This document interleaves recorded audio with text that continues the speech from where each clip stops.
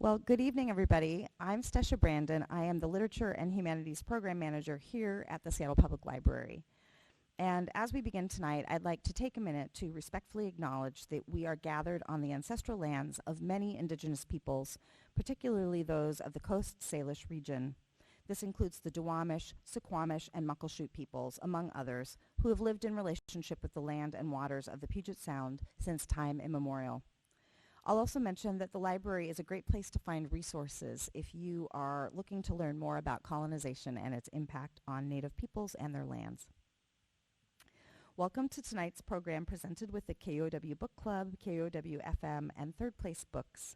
I have a couple quick announcements before we get started. First, I'd like to thank the library's series sponsors, the Gary and Connie Kunis Foundation and the Seattle Times, for their generous support of library programs. Thank you as well to the Seattle Public Library Foundation, whose support helps the library provide free programs and services that touch the lives of everyone in our community. I also wanted to mention we have assistive listening devices available on the table by the door. If you find that you need a headset during the program, I'll be hanging out over there and you can give me a little wave and I'll bring you one. Or you can get up and grab it yourself if you prefer. There will be a Q&A after the event, and as you walked in, I probably gave you an index card. That's so that you can write your question down. If you found your way into the auditorium without receiving an index card, at the end, I'll be able to get you one, and you can submit your questions that way. And finally, you received a survey when you came in. Please feel free to fill that out at the end of the event and return them as you head out into the evening. Now I'm delighted to welcome KUOW's Katie Campbell, who will introduce tonight's program. Katie. Hello, thank you, Stesha. Good evening, everyone, and welcome to the KUOW and Seattle Public Library Book Talk series, the finale, the grand finale. I want to thank KUOW live event sponsors Finney Ridge Painting and Microsoft for their support, and our KUOW live events crew. Y'all, we couldn't do this without you. Of course, our special guest this evening is Sonora Jha, author of this month's KUOW Book Club pick, Intemperance. Let's give her a round of applause. Sonora is also the author of the novels The Laughter and Foreign, which I've just learned is coming out in English this fall. Is that right? Yeah, the original was English as well. Oh. The U.S. publication. Right. So look out for that. She also wrote the memoir, How to Raise a Feminist Son. After a career as a journalist covering crime, politics, and culture in India and Singapore, she moved to the United States to earn a PhD in media and public affairs. Sonora and her work have been featured in the New York Times and literary anthologies, on the BBC, and elsewhere. Formerly a journalist in India and Singapore, she is now a Loyola endowed professor at Seattle University and lives in Seattle. So thank you so much for joining us. Thank you for having me. This is so wonderful. Stand by. Well, while we do that, I'm just going to tell you a little bit about Intemperance, our novel tonight. Intemperance follows a 55-year-old woman in present-day Seattle who decides to hold a swayamvar, an ancient Indian custom in which suitors competed in a feat of wills and strength to win a beautiful princess's hand in marriage.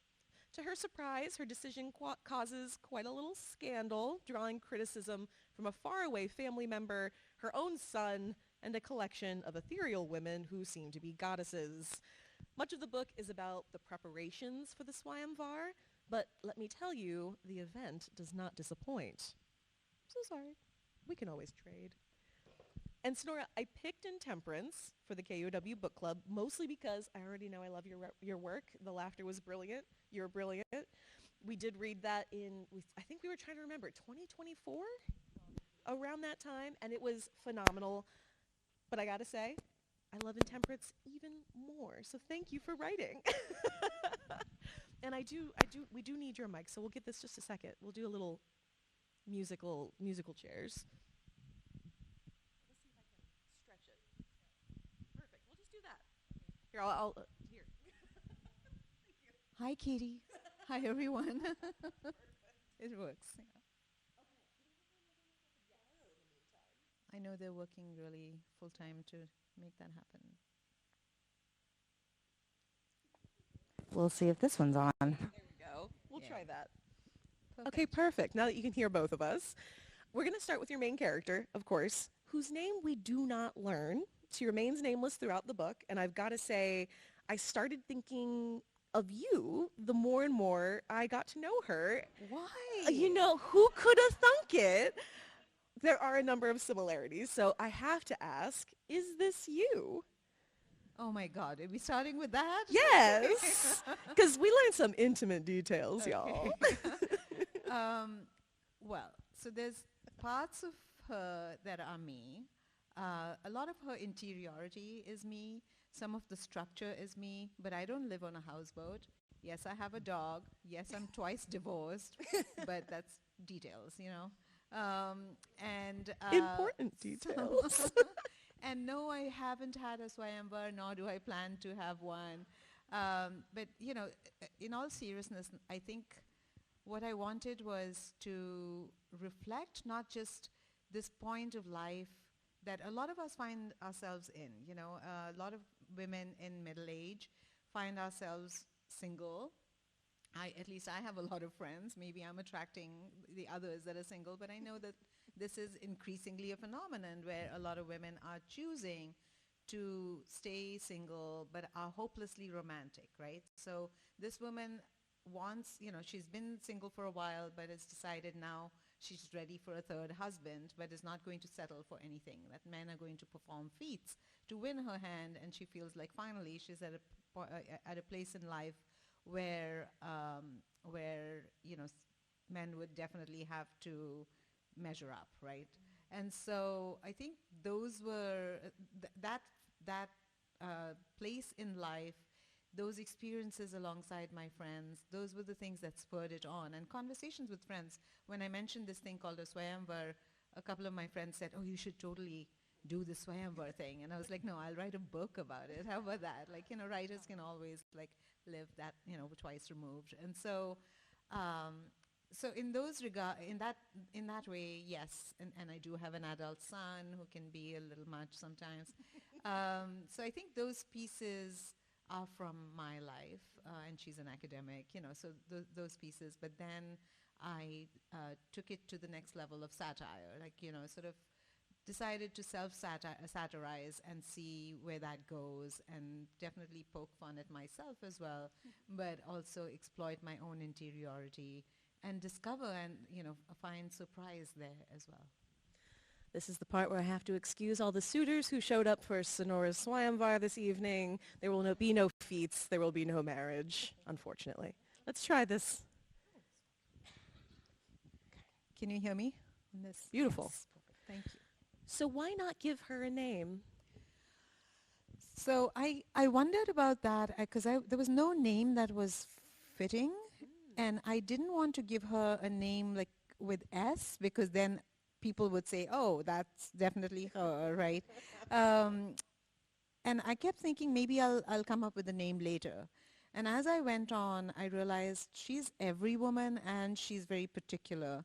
And I felt like leaving her nameless would have that quality of both drawing the reader close to say, this could be me, um, and also not too close where it feels like someone that you know, or someone, and names are so important for me. They're so important in Indian culture that I come from. A name defines a lot, and I felt like that would in a way constrict her from all these things that she is, all these avatars that she is. And you know, so going with the goddess themes, right, like that she is an avatar of so many of these deities that she herself loves.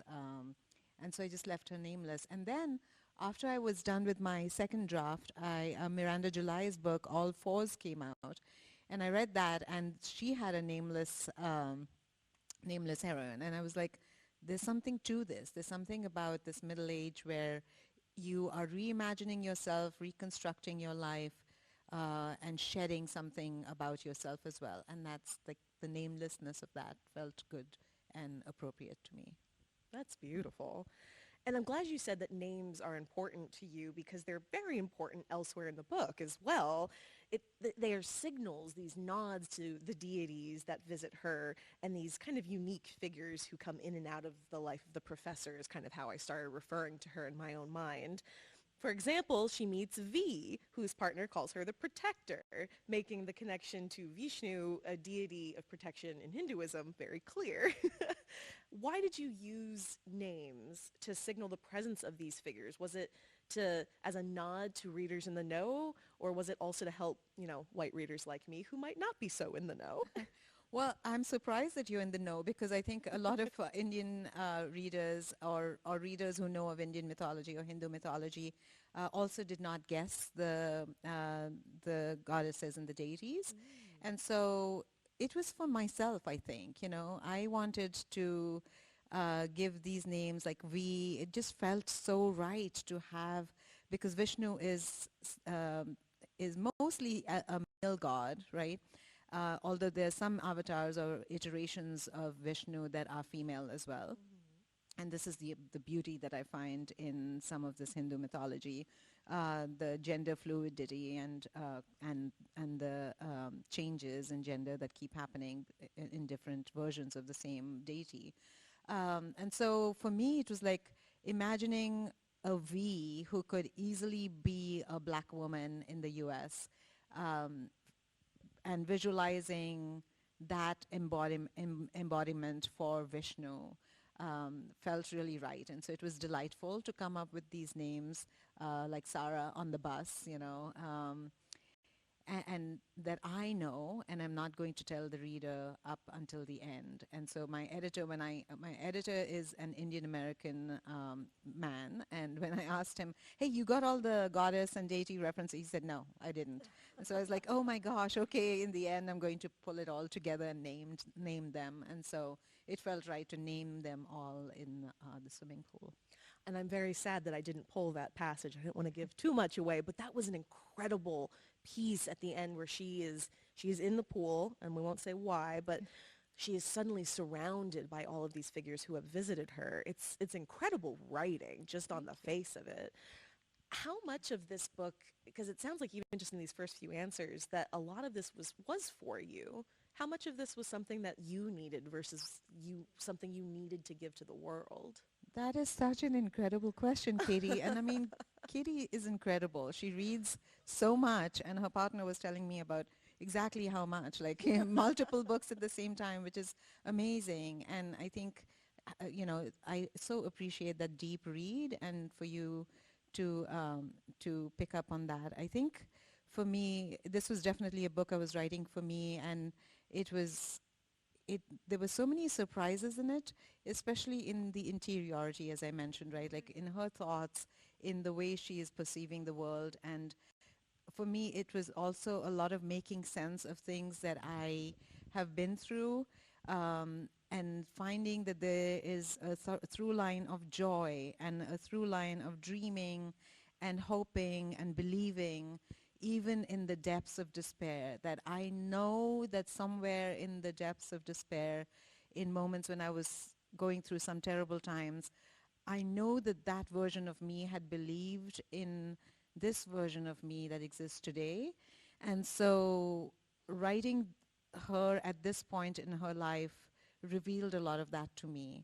And I think a lot of people, if they, especially women, if they allow themselves solitude, come upon this, and if we are allowed to be, and I say allowed because so much of patriarchy still rules that, even the deep internalization of what it means to be alone, what it means to be solitary, and is it just a phase, or don't worry, you'll find someone, you never know, right? People will still tell me that and pat my knee, as they say it. And so I think that is so delightful. And so this is a roundabout way of saying, yes, it was for me. Yes. Well, thank you for writing for yourself, because it ended up being for me as well, and I didn't even know I needed this.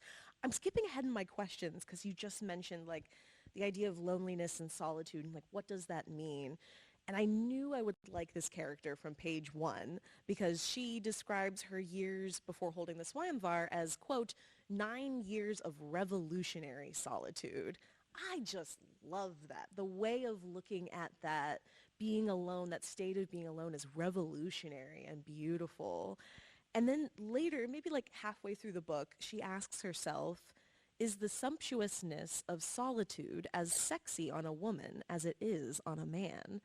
And I like that question so much that I'm going to put it to you now. Is solitude as sexy on a woman as it is on a man?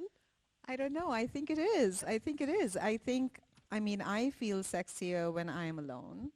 Um, I mean, in a way, right, where it's not performative. It's the deepest version of myself. It's the most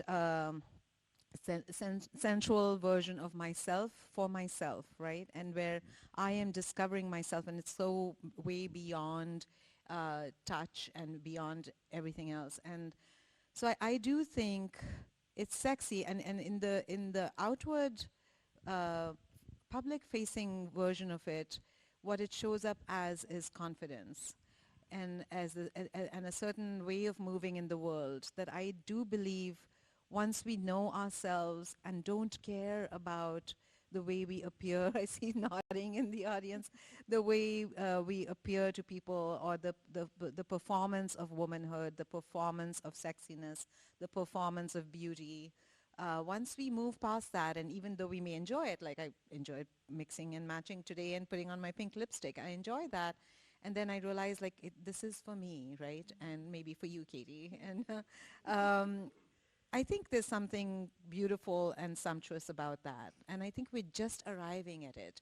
But very often we get scared of it as well, right? Like even now, sometimes I feel like, what if this is a big mistake? What if I'm just, lying to myself about loving my solitude? What if this is wrong? What if at 65 I hate it? What if at 70 I'm all alone? And it's just so, then I talk to my therapist, right? And we hit the reset button because 10 years ago too, I might have been worried about this, right? There's the that deeply internalized voice of the patriarchy. It's booming. That their microphone never goes, haywire, right? Like their microphone's always working and always booming at us and saying, it was booming at me in my 20s saying, get married, all your friends are getting married. Then I was divorced and it was like, well, before 40, if you don't find someone before 40, it's too late. So there it was booming. Now what? Now, I don't know, like before 70? I don't know. Right. So I feel like men always get to look amazing in their solitude. Men get to look amazing when they say, I just need my time, and so I go off into the hills, and then, I recuperate, and then I'm back after a month, and it's always good to see my wife when I come home. And, and I often wonder, like, meanwhile, she's been performing community, she's been performing everything else, and so it always looks sexy on them, and I think we're beginning to see it look sexy on women as well. It's definitely sexy on your leading lady. Like, she's fabulous. And she often describes herself, like, so she describes the solitude, how much she enjoys that. And then sometimes she will describe herself as lonely, like using that word, like she is lonely. And I just kept asking, really though? Are you lonely? There are so many people who come around her who create this community with her because of this Swayamvar. Do you think she really is lonely? Or is that just the patriarchy speaking to her? Another great question. So I started the book and I was like, if I don't get the word lonely down now, I never will, right? Because it was staring in me in the face. And I was like, of course, people are going to look at this and say, this is me. And am I ready to embrace that word?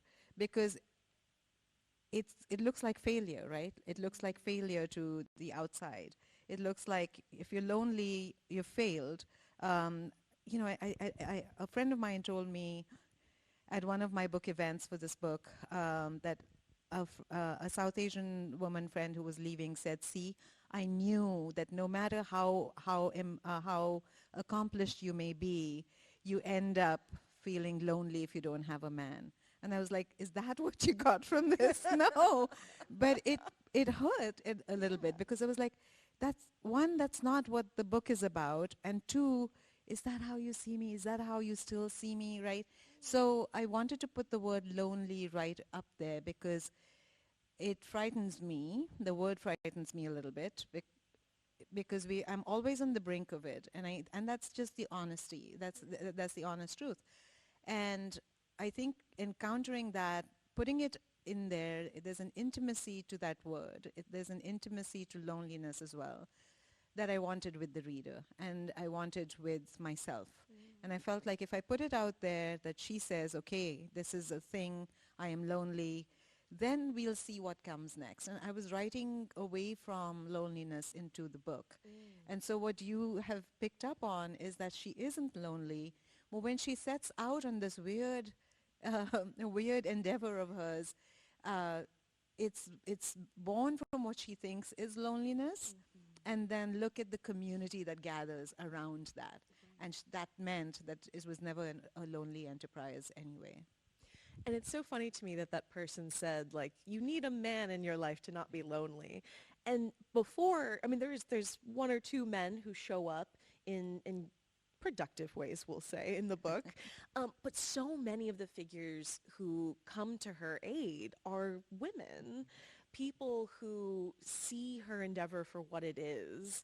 And what I also loved about these people who come to her is they come in this like cascade of magical realism, which is not what I was expecting from you, Sonora. The laughter is so rooted in reality, like the world as we know it, even if the story is fiction. Why did you want to bring so much magic to this story?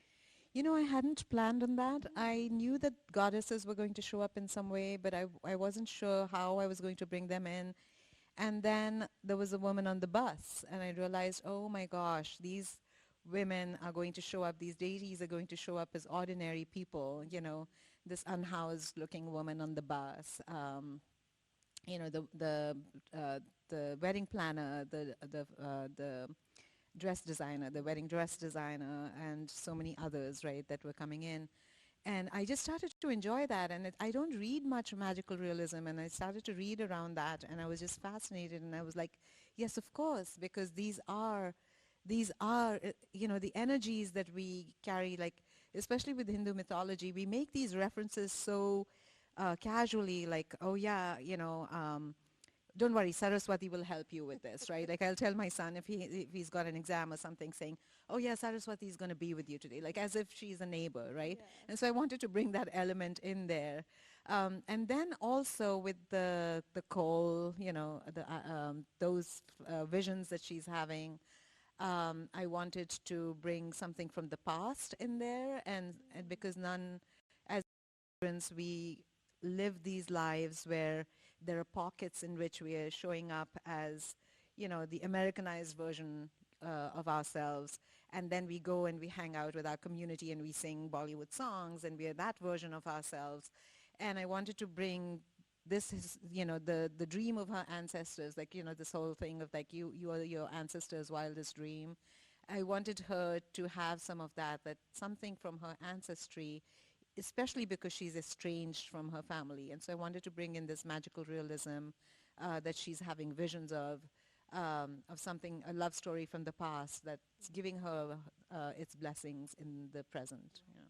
Yeah, we'll talk about the coal that is like this unique time travel device that gives her these beautiful visions. But one of the surreal elements that reappears throughout the book is the image of a swan, hence the cover here. The first swan is brought on the bus by this woman that you mentioned who insists it's her service animal, hilarious. And she sits next to the professor with the swan, and they have this exchange that reminded me of like the witch that comes to the castle door in The Beauty and the Beast, who is seeking shelter, and because he does not give it her shelter, then she curses the whole castle. And so the entire time I was also thinking, please do not be rude to this woman. She will curse you. But the swan, let's talk about what the swan represents in the story. What does it mean to you? So many different things, right? I love the swan as the spirit animal, or the animal that accompanies Saraswati.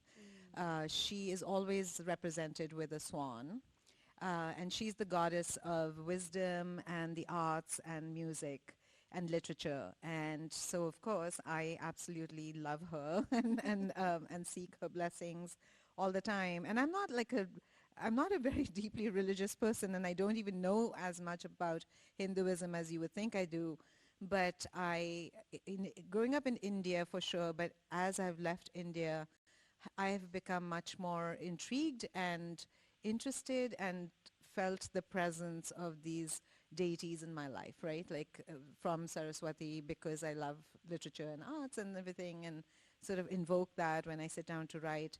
So what was the question? Oh, the swan. The swan, yes. So the swan is an image with Saraswati, who's usually by a river, and so she's dropping all these hints to the professor. Let's call her that. I love that. She's dropping all these hints, Saraswati, on the bus. But the professor is not picking up on them, right? And so the swan is sort of like, right there, come on. What else do you think this is? And so, and there's so many, so I read around the swan as well. And there's, of course, in a lot of fairy tales, the swan appears as well. And there's so much beauty and intrigue that's tied in with the swan. So I just loved the image of the swan going in and out. And of course, the swan is something that I've hidden in the end as well, which we're not giving away. But Which you did tell me the secret, and so I'll say that there is a secret hidden message in the ending with the swan that I was very excited to learn. Now, I said before that I was worried that the woman with the swan might curse the professor if that interaction soured, turn her into a teapot maybe. And curses are a big part of the novel as well. And in fact, a cousin of the professor who she's never met, doesn't really even know is actually her family, never knew existed, starts sending her very presumptuous letters about a curse on their family that she has clearly fallen victim to by deciding to hold this thing. Can you sum up the story he sends to her for us? yeah, can you sense that I delighted in writing that character? Just I could feel it as I was reading it. I was like, Sonora knows this is going to get my goat, and she loves that. absolutely. It's kind of like Oliver Harding in The Laughter, I love Yes. writing bad men or You're very good at it. problematic men. And so there's this cousin who is about 10 years older than her. And she says something, I think, like no matter how far away you walk away from, the patriarchal men of your life, they will find a way to get to you sometimes even in your email, right? The boom of the patriarchy will arrive to you in some way or the other. So in her email, suddenly, she's flooded with these emails because she puts out on social media that she's going to have this swayamvar and she's going to do this wild and crazy thing. And so he's writing to her, telling her, you're just afflicted by this terrible curse in our family where women are wayward and they make these terrible decisions. Look at you, your men have left you, no matter that she divorced her men, right? It's always like, she just cannot keep a man, right? Your men have left you, your son will not respect you, this is your time, your age to be giving out wisdom to people and, just like retiring. And so I think you're suffering from this curse and I can help you, of course, right? I can help you and you should move back to India and sort of like become a grandma. And I'll take care of you, Yes, even though I've said all these wild things about Right, you. I will take care of you and I will take care of your needs. So, yeah. So I think a lot of Indian women have told me they know this guy. They know this cousin. They all have a version of this cousin. And so I think universally, I think women know this voice, right? Mm-hmm. Someone who will come and explain to you why you shouldn't be doing this thing you're doing. Yes.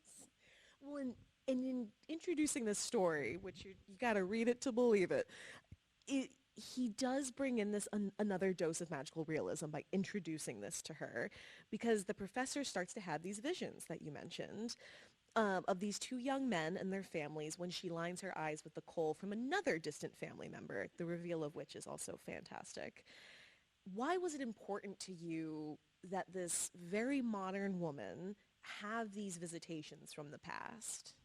That's a really good question too. So I hadn't planned on that. It was going to be the straight narrative of, set in Seattle and going toward the Swayamvar.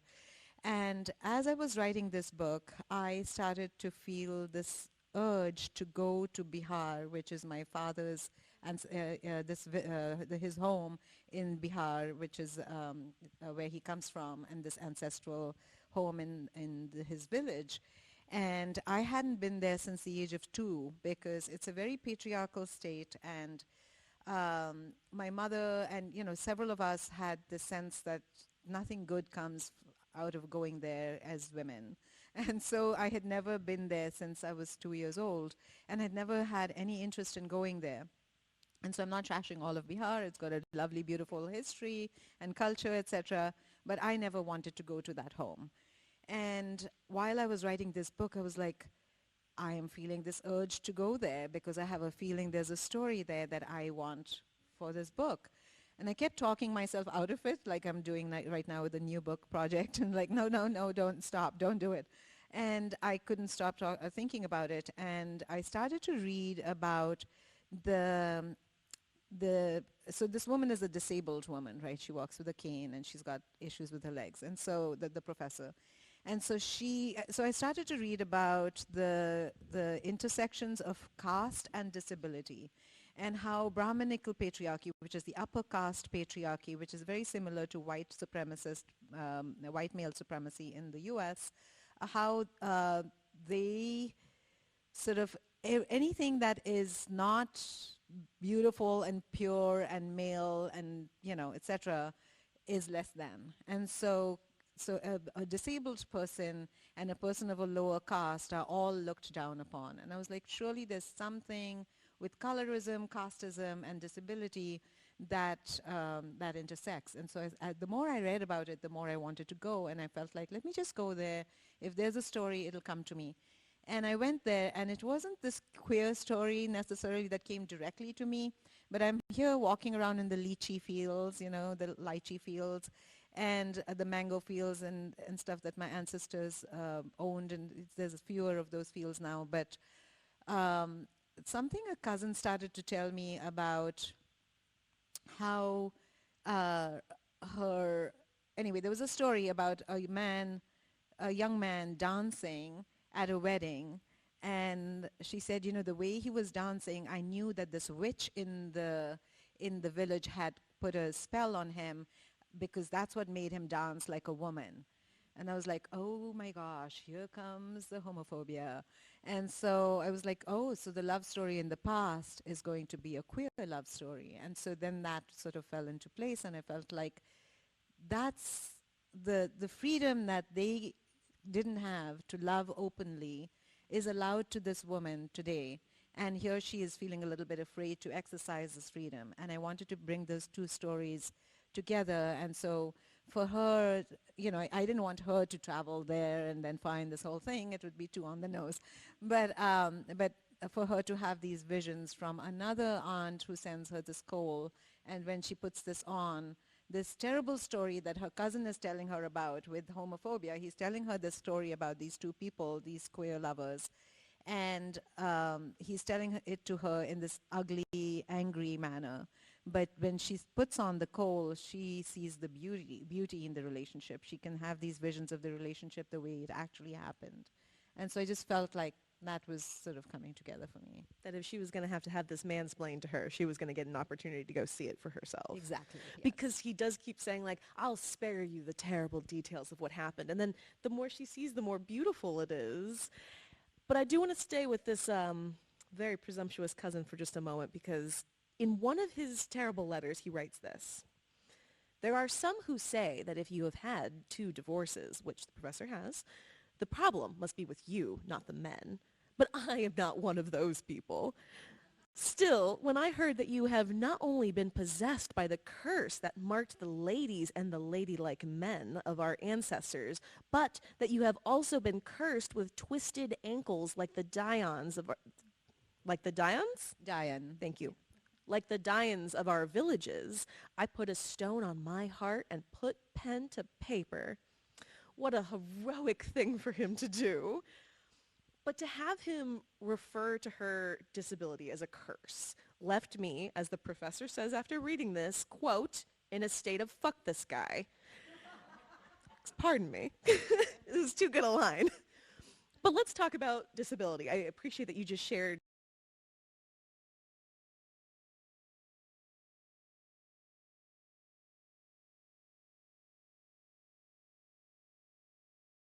polio as a child and was later in a car accident that shattered one of her ankles. She uses a cane, and she's self-conscious about how this makes other people see her and interact with her. So talk about why this aspect of your character was important to you. That's great. And I know that there was no similarity to me, but that's all me. That's all me. So I had polio as a baby. I grew up with that being, so there's a lot of stigma attached to disability in India.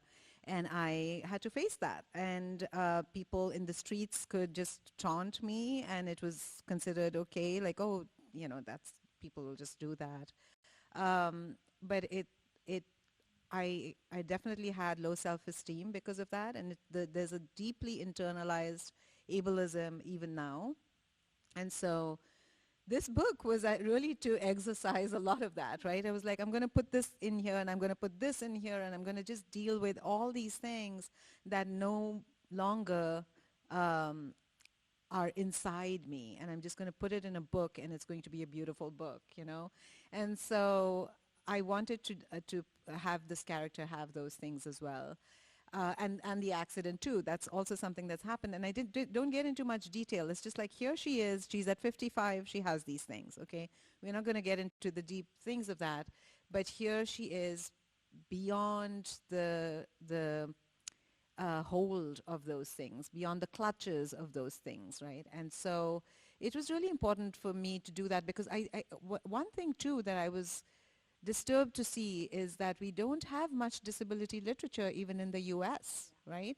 And a lot of women, we are still writing younger women in literature. We just started writing middle-aged women. We've just started writing disabled women. We still somehow want, like, the reproductive age woman is more exciting, and so we'll read, like, what, and she's the one who's going to go wrong, like she's going to do things.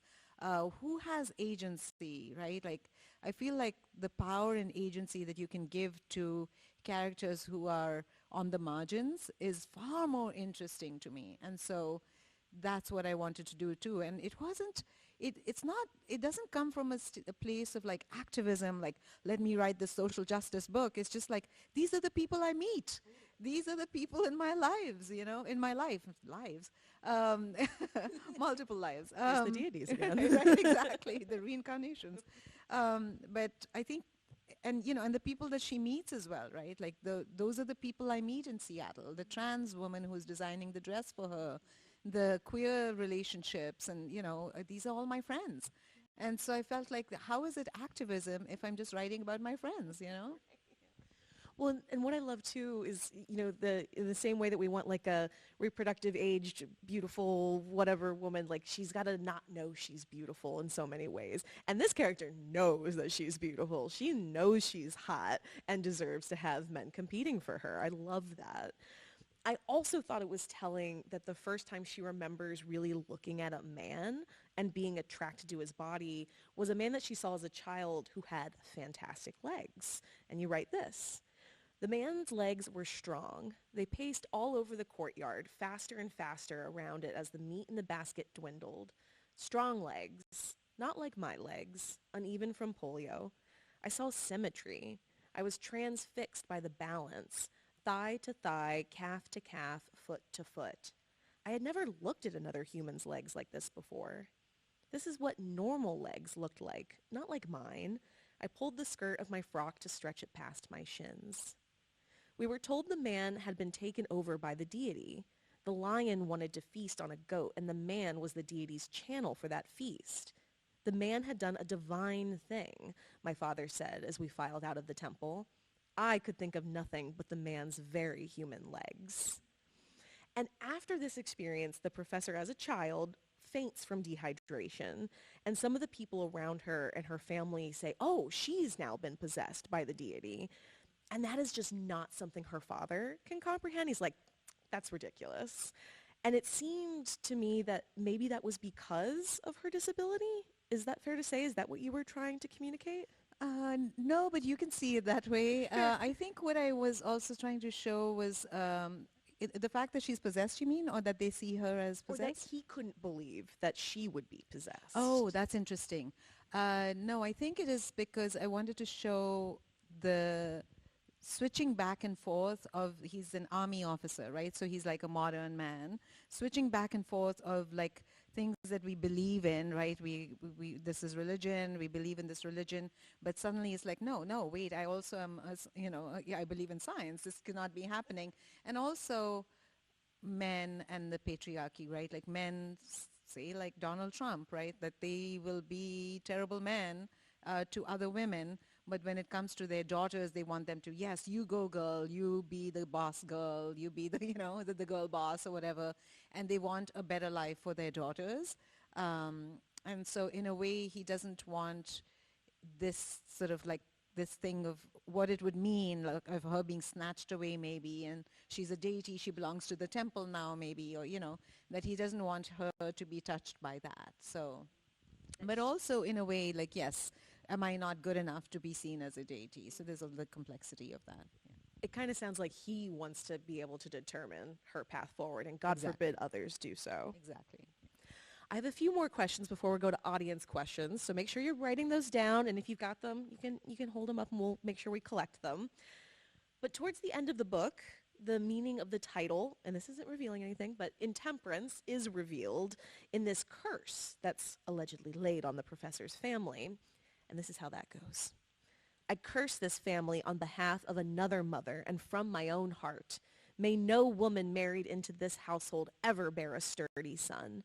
May your daughters henceforth be twisted. May they be willful and wayward. May they be Dayan or Churel. May they bring your Brahmin family shame upon shame. May they be cursed with intemperance. And for the record, I looked it up. The dictionary definition of intemperance is a lack of moderation, which our fabulous professor certainly celebrates. I love that for her. So why intemperance? Why is that the ultimate curse? Quote unquote, curse. Yeah, I wanted a book, I wanted a word that would not feel, that would feel like both a blessing and a curse, right? And intemperance of spirit, in a way, um, can be a blessing, right? Like she has an intemperance of spirit that has gotten her so far, and intemperance can be seen by several as it is, like, women are not supposed to be intemperate. You're supposed to have a temperance and, a moderation, and bring that moderation to your family and those around you, bring calm and peace and everything. And she's like, not all those things, like she's messy. And so I wanted something that represented that. And, often I go between Hindi or Hindustani, a bit of Urdu as well, in my head when I'm looking for a word in, and I'm writing in English. I only write in English, and I'm writing in English, and I stumble upon a word, and I feel like I want different words. But before I go to the thesaurus to look it up, my brain does this thing and looks for a Hindi or Urdu word for the same thing, and then see how whether that word is represented or has a different representation or a nuance that I can then bring back into English and look for that word in English. So I was looking for something that was like selfish, greedy. I kept playing with that, and I couldn't find the right word in English or in Hindi or in Urdu that expressed exactly what I wanted. And then I came across, from our regular vocabulary, and then I came across intemperance, and I was like, this is it. This represents exactly the curse and the blessing that I want this woman to be going through. Because it does feel like it has a positive aspect that, like, selfish doesn't. Oh, like if you just had selfishness written across the book, that might communicate a little something different. What is it about intemperance for you that is like this thing that you wanted to write a book around, this kind of laudable thing? Yeah, I mean, may all women be intemperate. May our daughters, our girls, be raised to be intemperate. Because what does temperance mean for them? And, there's the other thing of alcoholism and everything. That's not what I'm wishing for. But when we lay out, like even in the Sita in Hindu mythology, right, like her brother-in-law, for her own protection, makes this thing called the Lakshman Rekha. His name is Lakshman, and he makes this sort of like a semicircle in the ground with a stick, and he said, for your own protection, I got to go do this important thing, but for your own protection, don't walk out of this semicircle. And she makes the mistake, she sees this beautiful deer, and she steps out because she goes running after the deer, right? And so all hell breaks loose, all terrible things happened with her.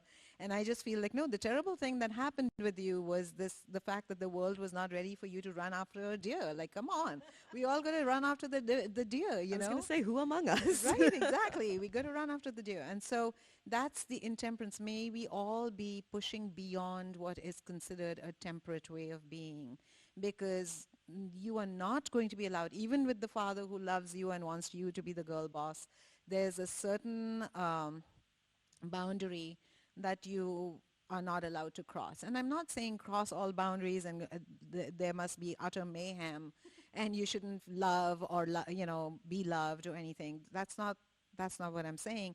But I'm saying, like, may an intemperate woman be loved as well. And may she love herself, and may she discover worlds upon worlds and deer upon deer and, husband upon husband, right? So. My God. Just brought some tears to my eyes. I wish that was my last question, but it's not. So we'll continue. But let that sink in, intemperate So people intemperate of the of world. you. I know. I don't have a lack of moderation of questions ever. I want to ask about the feats that the professor ultimately chooses for her Swayamvar without revealing how the book actually ends. But I did love the ending. We've talked about this. My goodness, it was fabulous. So we've got what I'm calling the strength round, or my preference, the forearms round. We've got the agility round. There's the focus or patience round. There's the wit round. And finally, there's the sensual round. And I don't want to take away the joy of trying to guess the rounds for y'all. So that's why I'm not telling you what the feats actually are. But why did you pick the feats that you did? So it's so interesting. I didn't know what the feats were going to be until the end. I was, as you can tell, I was writing toward the feats. I was writing this book toward the writing of the book, and in that way, it was so different from anything I've done before, where I've had to have plots and I've had certain scenes written, and I know how these scenes, or at least I start building the scenes and constructing the narrative. And whereas this one was like, let's see where this woman's going next. Who is she going to meet next? What's going on? And I was getting a little bit scared that, oh my God, does she even have any feats? Like, what are the feats? And so as I was writing the book, I would get into conversations with friends and say, like, what would the feats be? What is a feat for a new kind of masculinity to appear, right? Like, what's the relevance of masculinity in its best form today, right? And friends would say things like, well, he should know how to cook. And I was like, both my ex-husbands were really good cooks. That was not enough, right? Okay. So no, that's not it. And well, he should do the laundry. I was like, nah, it's okay. And also, like, with cooking and laundry and stuff, like, there are people who do it for you now. And so I'm like, no, you have like the meal delivery and everything. So that's fine. Like, we don't need that in a man anymore. And so I kept just thinking of, like, what are some things. And so I started watching men closely. That was a fun thing to do.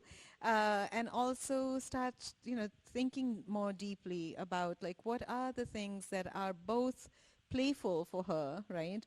Because she's not just looking for, like, this, like a god or something, right? She wants the, like, man. And so what are some things that are playful? What are some things that will touch her emotionally? What are some things that are also going to be a surprise? Like, there are a couple of things that are surprises to her that she's like, what do you mean? And that weren't on a checklist, right? So she begins to, there are a few things that she plans as a checklist, which is, if there are people here who are single, you have your checklist, right? But there's also a time when you got to crumple up that checklist and throw it away, right? And so that's what I wanted. I wanted to bring that quality to the feats. Yeah. I have one last question, then we'll go to audience questions if our wonderful assistants could help me. But I like that you just said that she's not looking for a god, because at one point she and the wedding planner who volunteers to do the planning for this, she says, Demi, right, says, like, we need to stop looking for gods in men. Like, they can be just men. And I love this idea of her looking for a masculinity that she wants, because she is, like, a professor of feminist theory. She has studied men, as you did for this book. So like, what did you want her to ultimately learn from the feats that you chose? What did you want them, those characteristics that she gleaned, to show her about the men who were willing to compete for her? I wanted her to be surprised, just like I wanted to be surprised, and I continue to want to be surprised. Um, I wanted her to be surprised, to also learn from all the people that she meets. So when Demi says that to her, so that's Damayanti, who is not a goddess, but a figure from mythology, who she had a swayamvar. So a lot of these deities had swayamvars, right? And so at her swayamvar, this god actually wanted to marry her, and he said, like, clearly she's going to pick me, right? But she was already in love with this human man, right? And so she could have picked a god, but she waited for the human man, and she garlanded the human man and picked the human man. And so there's all kinds of troubles that befall her for doing that. And then he, shape shifts, and then, but she'll know him, and etc. So anyway, and there's a swan there as well. He comes to her in the form of a swan. So that was more swan imagery. And so the wedding planner herself is giving her this message to not look for a god, to look for a human among them, right? So she's learning, and the wedding planner is a former student of hers and is a young woman. And so she's learning, as one does, even as a professor, right? Like, I love the things my students teach me, and I wanted to bring that quality in there. She's learning from the trans woman. She's learning how to be more feminine from the trans woman. She's learning to, so many different things from the people that she's meeting along the way. And so I wanted that for her, for each of those things. And even her son gives her a message in the end saying, like, make him jump for your love, or like, make him leap for your love, or for your hand, right? And so I wanted to sort of like bring that all toward the end and say that each of these things that she learns along the way will fall into place in the feats. Yeah. Her son saying that about make him leap, like, I cried. I don't cry a lot, but I cried at that. And I was also very glad to see him redeem himself, because I was so ready to dislike her son. That first letter he sent her, I was like, I do not like this kid. Like, bringing up menopause. I'm like, do you have brain fog, mother? Get out of here. How dare you? Okay, let's go to audience questions. Loneliness, we're going back to loneliness, doesn't have to be a weakness. How do you accept one's solitude? And I think the book talks a lot about that. How do you accept your solitude? I mean, I guard it and protect it and love it. I've broken up with men because of it, because I wanted more of it. I think, initially I used to be very scared of solitude. I have stayed in relationships long past the expiration date because I was so scared. And I see that in friends now, some friends who cannot, and it's very hard to, just as it was hard to say to me, back when I was afraid of it. It's very hard to say to someone, let yourself be, like, just let yourself be alone for a while. There's a point at which it breaks, the fear breaks, and you come around to this golden life at the other end, where yes, there'll be loneliness. You might be lonely one night or two in a week, right? Or one night or two in a month. But that loneliness looks and feels different from the way you think it does. And so when other people's voices and expectations were in my head, and I felt like I am less of a woman if I am not seen as being loved, right? And so I say this, I don't know if I say it in the book, but I often think about this, that this new frontier is where we are comfortable being seen as the unloved woman. And by unloved, I mean in the romantic sense, right? I know my friends love me because my friends will quickly say, but you're not unloved, you're loved. And I'll say, yes, I know your love is different. And what I mean is, like, not loved by a man. There's like a stigma attached to that. Like, oh, she's like, there's no man around her. Like, oh, she's, undesirable or undesired. And I feel like once you break past that the solitude is so enriching. I mean, there's so much that I can do, even if I'm staring into space, which I do a lot. Just like staring out the window, staring into space, I will not compromise on my staring into space-time for holding a man's hand time or whatever it is that men have to offer now. I will not. So I think yes, you're right. Like, loneliness doesn't have to be a bad thing.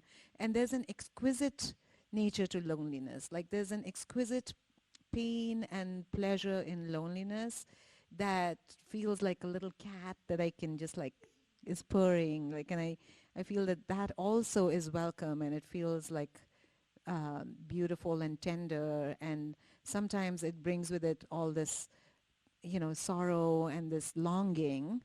And at other times, it's just like, you know, it brings hope, I guess, of ending it, but it's not fear. It's not fear, and I can name those as separate emotions. Yeah.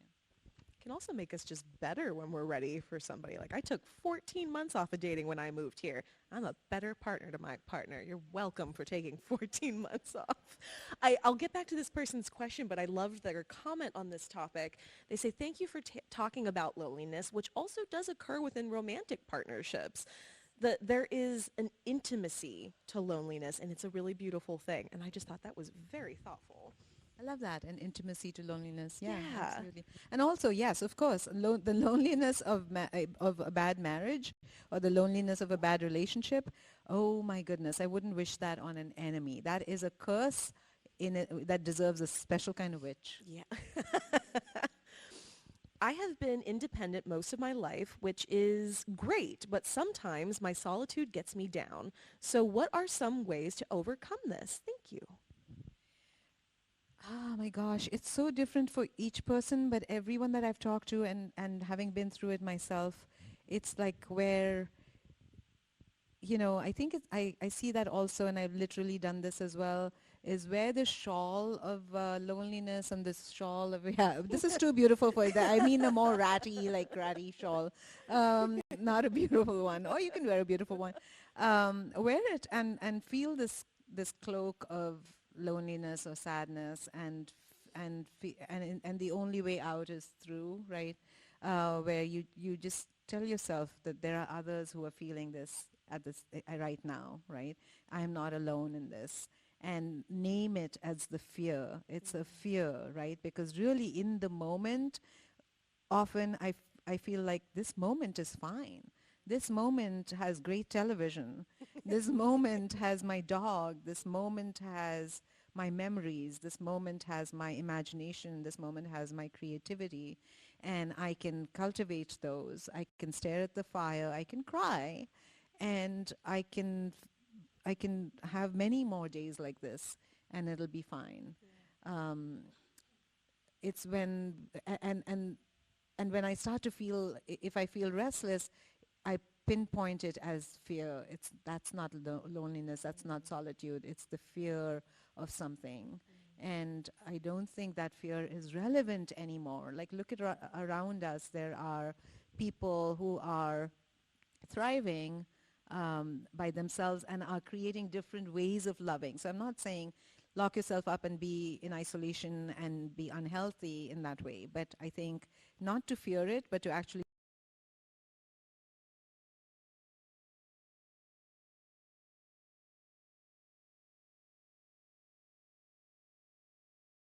much healthier, I think.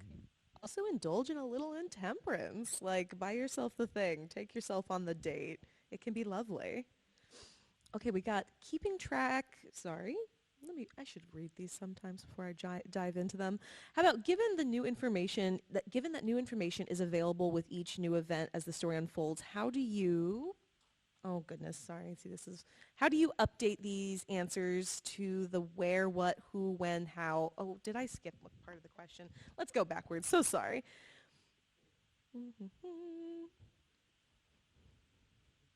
Oh, okay, they're asking about keeping track of the relationships between the various characters in a work of fiction. How do you map the relationships between characters, locations, events, objects, etc. over time? Oh, that's a very good craft question. I think what works for me. So in my previous book, in The Laughter, I wrote two scenes that I was able to visualize, right? And I didn't know how these characters knew each other, that there were characters in these scenes, and I had no idea what needed to happen for them to meet in the same book. And so, but these scenes were very vivid, and I trusted myself to just write those scenes and sit with them and say, what is the story that's emerging with these scenes? And now I'm not recommending that because it can be, maybe sometimes you don't get the answer, but for me, it started to take shape that way. And in this book, she's meeting different characters and they lead up to the feat. And I think part of it is just keeping track of the surprise, right? Like and being open to the surprise. So not trying to wrestle a storyline or a structure too early, right? Like just trusting that the story will come, the structure will come, the relevance and the connections and all of that will come.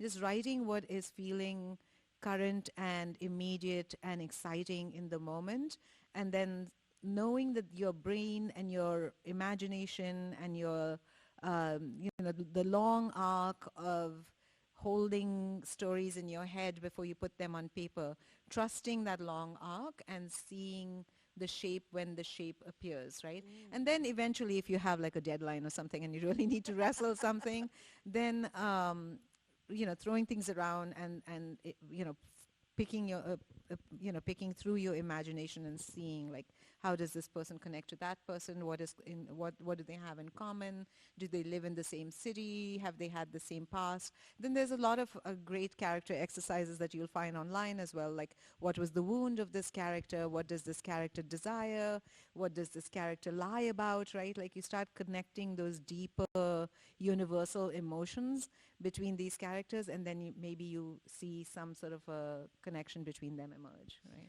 Well, and I love hearing you talk about like being in conversation with the characters, because even with the feats you mentioned, like you didn't really know what they were going to be till the end, and you can feel that in this book. You can feel the active conversation between you and what's on the page, which is just like an added layer of fun to this. Okay, the question I was trying to ask the first time that I shouldn't have skipped to. Given that new information is available with each new event as the story unfolds, how do you update these answers to the where, what, who, when, how much, why type questions? I'm not sure I understand. So given that new information, yeah, I mean, I guess in that case, it worked for me that I didn't know the who, what, when, where, how, right?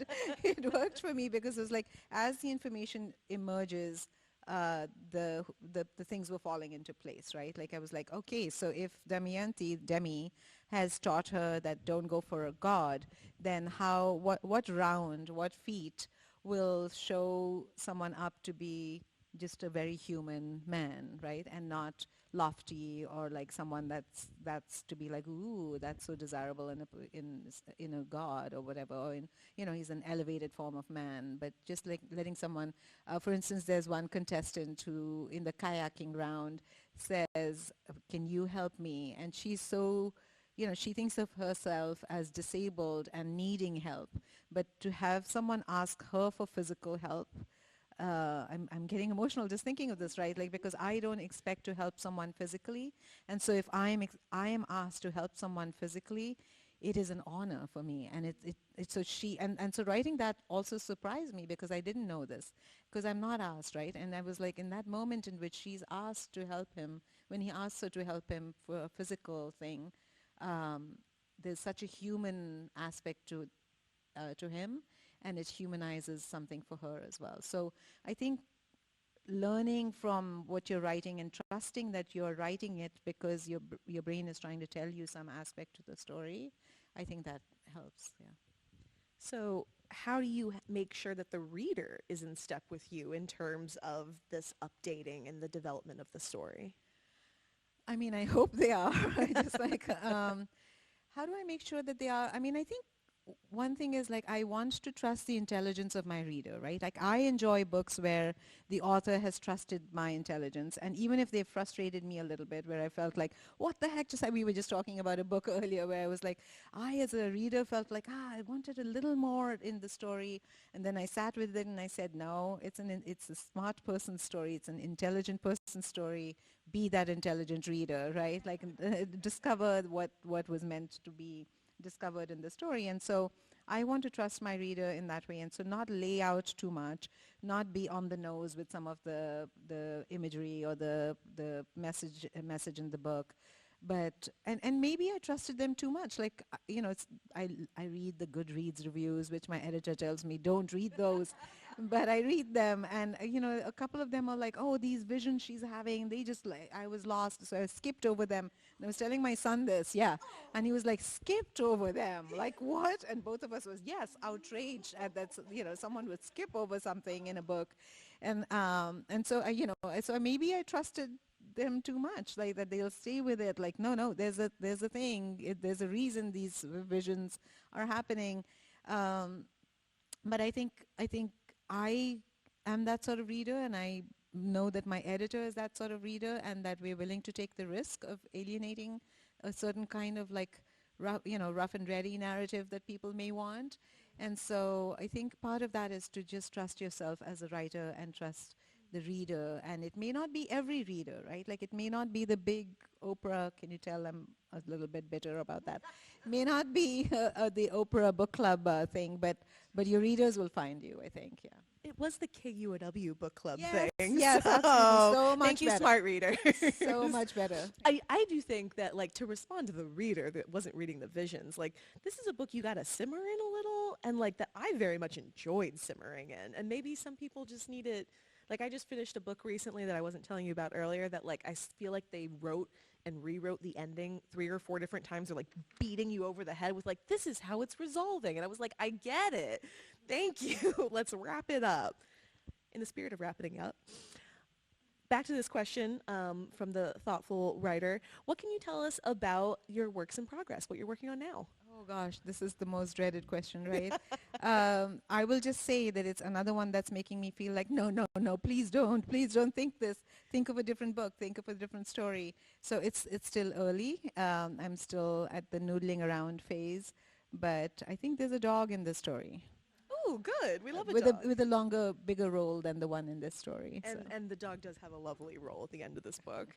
You did mention earlier that in bringing foreign back, you're able to kind of play with that a little bit more in the present day. Can you talk a little bit about that? Yeah, so Foreign was my debut novel, and it came out in 2013 from Random House India, and it was only produced in India. It was only published in India, although Rick Simonson at Elliott Bay Books would always bring copies from India and sell here. So a lot of people in Seattle said like, no, I bought it in the US, and I was like, that was like just this thing that Rick was doing. And so Rick. and so my editor at Harper Via was like, let me read that first book. And so they read it, or my agent pitched it, and they read it, and they said, let's publish this in the US. It's not been in the US. So I'm really thrilled that it's now going to be a book in the US, and it has a new cover, and I had the opportunity to do some new research and update the book and revise it as well. It's based in the farms of India, the farmers' stories of India, and it's very different from these books. And it's a little bit scary to have my debut. I was a very different writer back then, but also to have the opportunity to revisit a book from that I wrote before and sort of bring my current day voice to it a bit. That's exciting. So that comes out on October 13th this year. Everyone mark your calendars. All right, my last question for you, Sonora, and it's one that I think our professor would appreciate after all of this that we've put you through. What kind of man do you want? Oh my God, is that your question, or was that an audience question? No, that was my question. Oh my God, V Katie. asks the professor, so I feel, and you made the professor answer, so it's your turn. Oh wow.